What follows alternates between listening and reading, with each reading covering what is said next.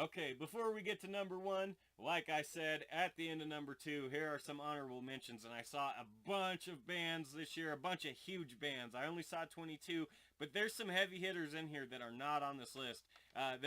Here's just some just to give you a perspective that didn't make the list before I unveil my honorable mentions. Marilyn Manson, not on the list. One of the most prolific, famous artists out there, one of the most crazy metal bands, whatever, that's ever performed.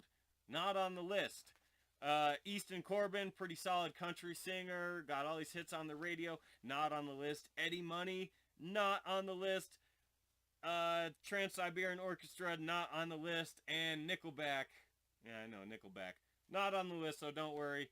A bunch of other artists that I did see, Hanna-Barbera's Last in Line, Sabroso Festival featuring Pennywise and The Offspring and Lit.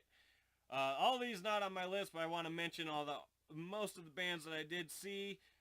So without further ado, my honorable mention is gonna be boom, A Perfect Circle. I know I've been wearing this shirt the whole time. A lot of people probably thought that this was going to end up being my number one. It's not. It was the only Red Rock show that I got to attend last year. A lot of these shows, or a lot of these venues, I only got to go to once. I only did one Frontier Day show, one Stampede show, one Grizzly Road show, and one Red Rock show.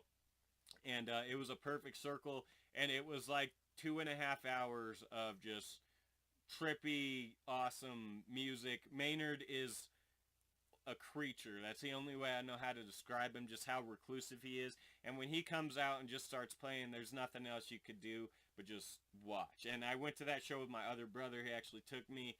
He won some tickets off the radio. We had some funny ass stories, that happened at the show. It was a great experience.